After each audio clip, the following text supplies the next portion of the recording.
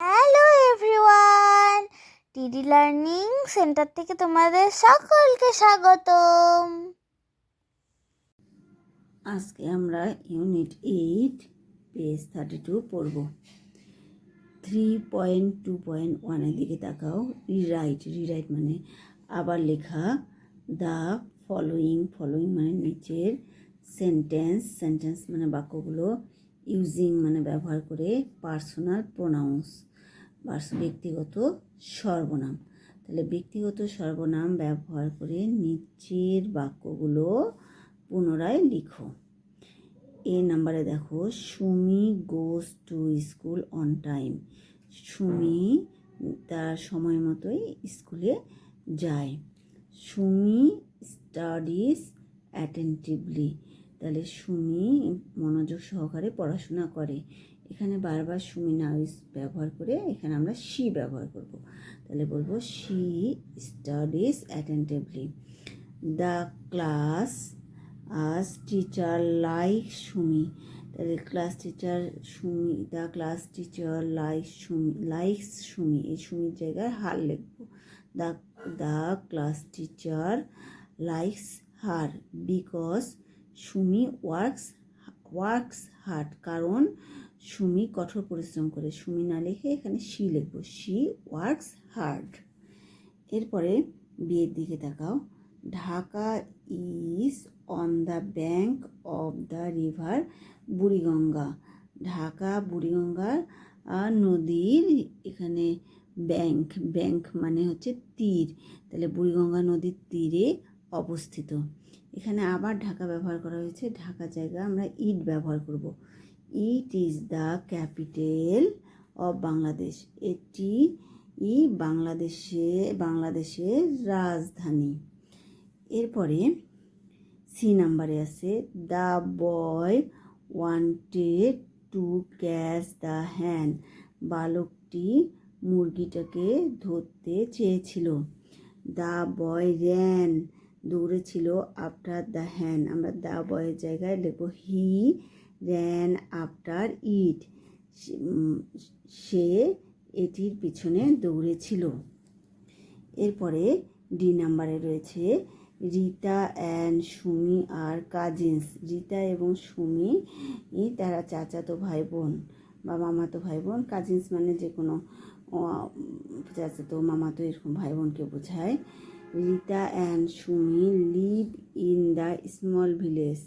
Rita and সুমির এখানে দে, আমরা দুইজন আছে সেই জন্য দে ব্যবহার করব। They live in the same village. Same মানে একই, তারা একই গ্রামে বসবাস করে।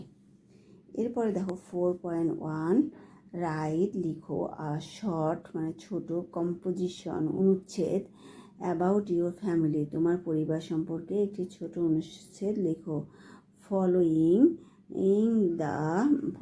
The clues. নিচের যে ক্লুগুলো দেওয়া আছে সেই ক্লুগুলো অনুসরণ করে।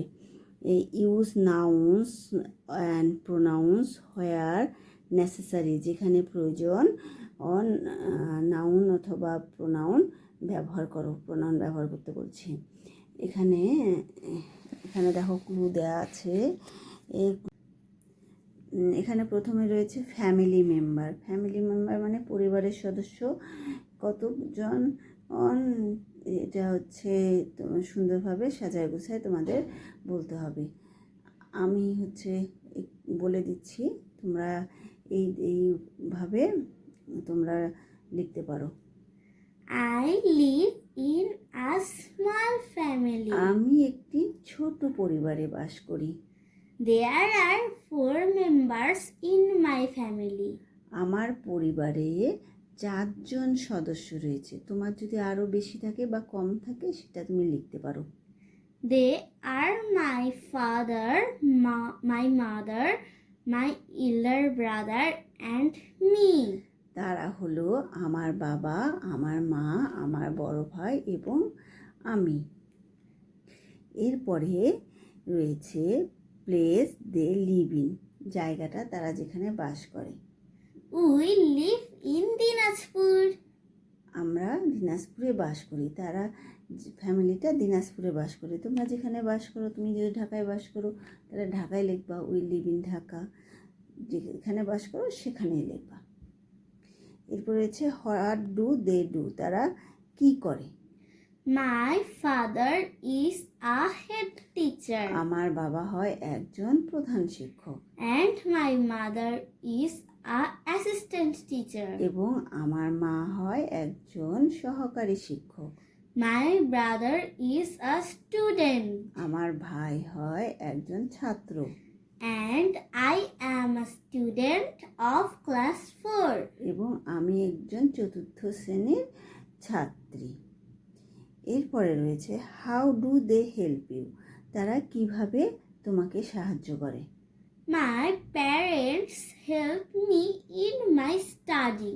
আমার বাবা মা আমার পড়াশোনায় আমাকে সাহায্য করে।